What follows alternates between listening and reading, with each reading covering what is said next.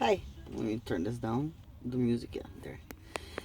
Now, I know a couple people have asked me about my journey, like, how did you, Macedonian from like all over there in Europe, end up being initiated in Palo?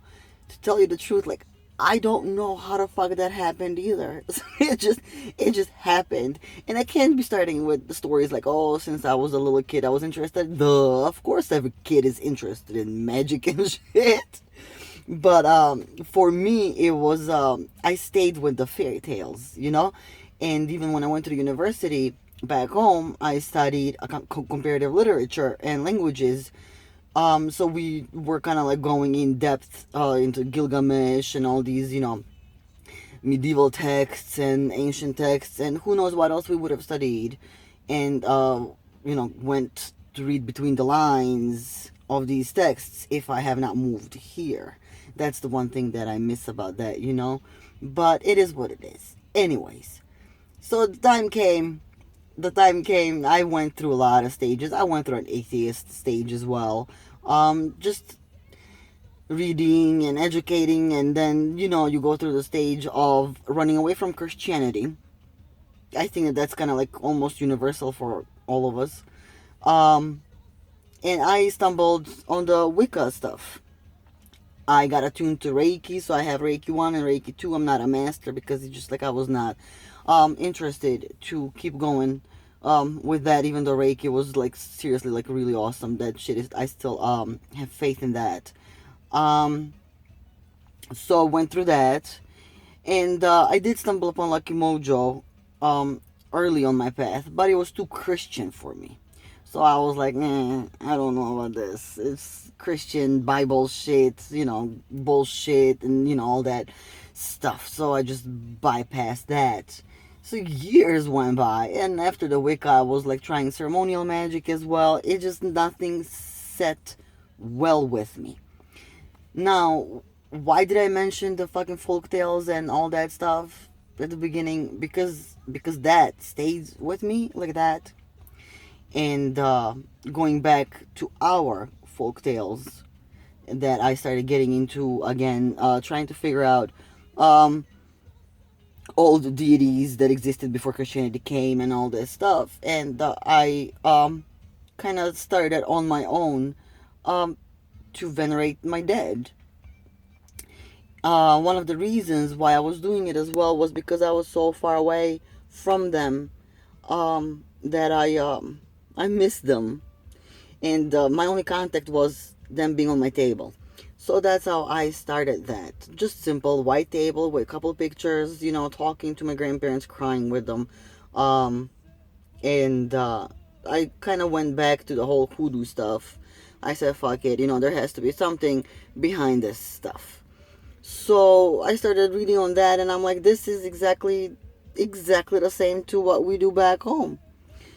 So I started, educating myself some more on that and getting into groups on Facebook. And I actually met a lady that was from Cuba, and she started talking to me about Santeria and the Orishas and stuff. And I'm like, this is fucking beautiful. It reminds me so much of how we venerate the saints. I mean, we don't go that much to that extent, though it's more like a working relationship with them, by us.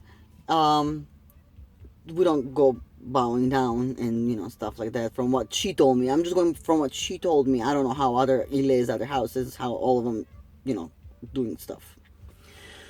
So I started asking around about Santeria and stuff, and somehow I stumbled upon the person that would be my tata in Palo in one of these Facebook groups. Um, I was asking him if he knows any babalao that is in my area, and he just asked me like, "What exactly is it that you're looking for?" And I'm like, "I'm really not sure. I don't think that any one of us knows. Like we're so fucking lost."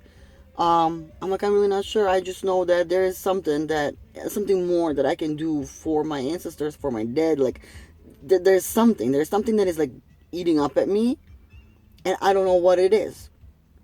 So we started with the Bakulu with him, with the ancestral reading that I'm offering as well. And we went from there, and I got initiated into the cult of the ancestors, the Bakulu, and I had to show up in front of my tata's Nganga, and it just happened that the Nganga called for my ass to come to the house. So in that way, Palo was offered to me. I did not go looking for it. I was not asking for it. It just happened like that. And I'm so happy on my path where I'm at because I'm doing my Balkan stuff. I'm taking care of my ancestors, and I'm working with Palo, and I'm seeing how interconnected everything is. Um, and I don't have that desire um, to do anything else. Like I did, like when I was looking for Santeria, and now I don't care. I mean, it's a beautiful religion, but it just like it's not drawing me over there. That's all I'm saying. It's like I'm very happy and content where I'm at, and I'm looking forward to even more growth as the years go by because we never are all knowing. Never. It's a lifelong process. We keep learning. We keep growing. Um, and yeah, that's it. So I hope this somehow is for people that are looking to get initiated or looking for stuff. Maybe it's gonna make them feel a little bit better that almost every single one of us have went through the same struggles. We've been there. Um, it took me over 10 years um, to find a teacher, to find a mentor. So just hang in there. It's gonna happen if you are persistent. Because once I started venerating my ancestors, I actually started asking them for guidance to lead me to the right teacher that is for me. I never specified on what path that teacher should be. I just said, just lead me to the right teacher for me, and that's how that happened. I hope this helps.